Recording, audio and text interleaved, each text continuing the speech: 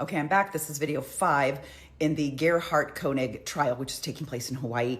He is accused of second-degree attempted murder. He allegedly beat his wife, Ariel, with a rock in the head while they were on a hiking trail in Oahu.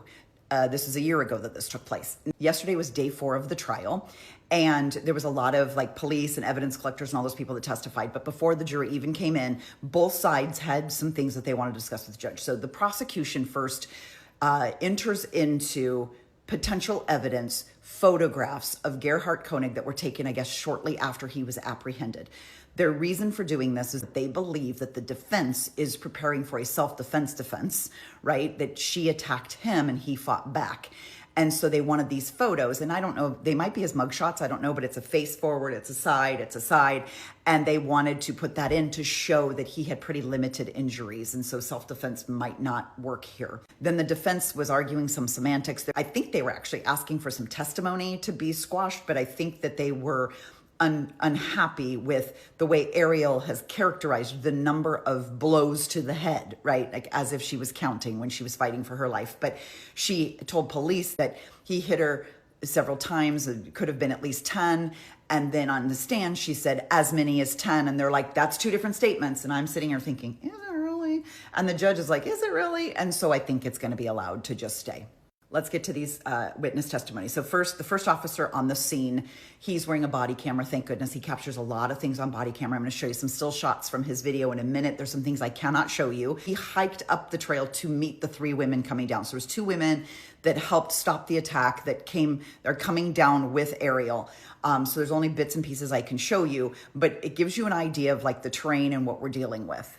This is the area where Gerhardt and Ariel had stopped to take pictures. And you see over here on the far right that there's a trail that continues up. And that's the area she refused to go up. And I'm gonna show you more photos about that in a minute. But you can see this is where the fight allegedly kind of took place, right? And so there's lots of stuff on the ground.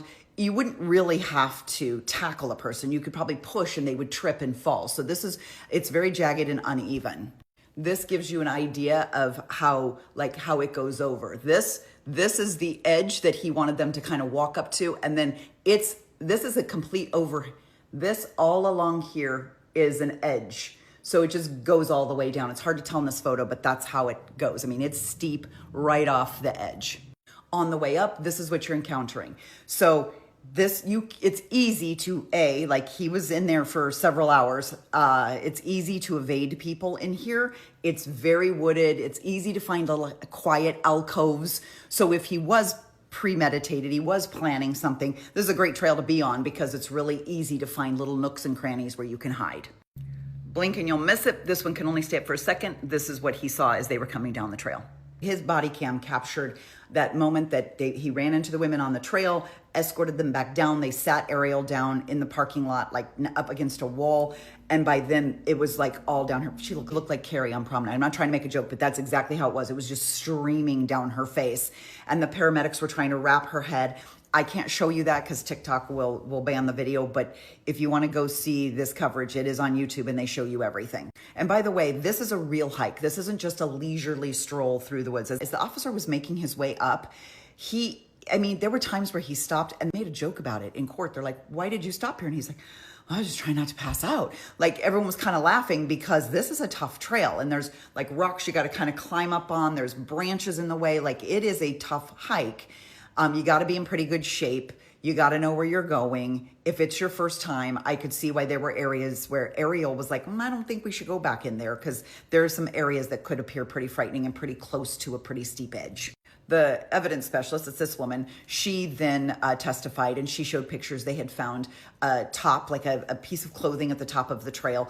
She testified that they did not find, by the time she was there, they did not find the syringe, the vial, the purse, the phone, all of that was gone. All the detectives were asked that question. None of them found anything like that. They did find an article of clothing. They found some blood. And I'm going to show you this right here is the bloody rock that he's alleged to have hit her with. So you can see this rock right here has red on the edge.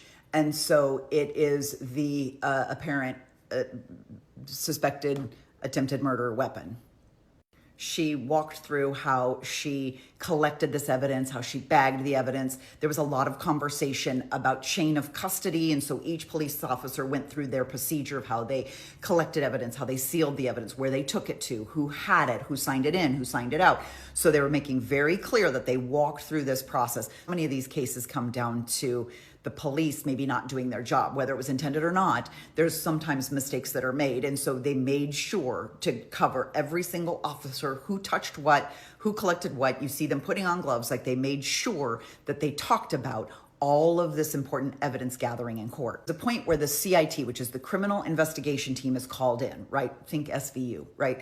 They're called in, and this is a special task force, and they searched the area. They had a description of Gerhardt. They searched the area for hours, but he was hiding in the woods. The defense is going to say, well, he was having like a breakdown issue. He was contemplating self-harm. I thought maybe he evaded them for an hour or two, but it was closer to 5 or 6. This guy testifies that they went in, they searched and searched and searched. They couldn't find any of the evidence. By then they felt like everything was gone. It was a very wide, expansive area, lots of trees, lots of brush, lots of shrubbery. Could not find the things that they were looking for, but they had a description of him. And he says, after they searched for 5 or 6 hours, we're now at the end of the day, right? We're like dinner time. And they're getting ready to drive away when all of a sudden he steps out of the woods. Now, I think maybe Gerhardt, in my mind, I'm thinking he's been hiding in there all day long. He's probably thinking, okay, the police are no longer around. They've given up. I can come out now. This guy testifies that he and his buddies, they're in their unmarked police van getting ready to leave, and out he walks. And he kind of walks across the street, and they're like, hey, that's our guy. They describe him as Caucasian. He's wearing a t-shirt and shorts. They said it looked like there were stains on his shirt that could have been blood, and he was wearing the crossbody kind of backpack thing that he'd been described as carrying. And I just have to say, there were 3 officers in this vehicle. They got out. They gave chase because they said he was fleeing to go back into the woods. And so they chased him. Now, then they start talking about the size of these guys, because these are some big boys. The guy on the stand said he weighed at the time about 300 pounds. The other guys weighed one weighed close to 300, one weighed about 245. So these are 3 big men that are chasing him. Now, this is the only time I think the defense really got a lick in, when the defense was like, help me understand. He was already in the grass just a few feet away from the edge of the woods. You're all saying you saw him there, you got out, you gave chase, and you're saying you caught him? Like he fled, yet you caught him before he even got to the trees? Like they're saying they made their way kind of across from the opposite side of the road. They got out of the vehicles, they ran across the road, 3 biggins, and they caught this guy before he maybe moved less than 10 feet into the trees. They did admit they kind of ganged up on him. Like the first guy got him, caught him, and was struggling, so the other 2 jumped in. I mean, I think I'm okay with some big badass police officers sort of ganging up on a guy who abuses his wife. These guys saw what he did to his wife, and so what he alleged to have done to his wife. So maybe they were getting some licks in, I don't know. But the defense did this thing where they're like, tried to show a size comparison. I got to show you this picture. This guy over here on the right is the guy who's testifying. This is the defendant right here. Look at the size difference. Look at the height difference, the size difference. And there's 3 of these big guys. 3 of them are tackling him and bringing him in. So they weren't wearing body cameras, so we can't really be sure what happened. But the defense was like, really? You struggled to bring him in? And he's this much leaner and in better shape, and he could not run you guys? So there was some good defense questions here, I will give you that. Trial is not in session today. It is Thursday. It's a holiday. They will be back with more stuff tomorrow.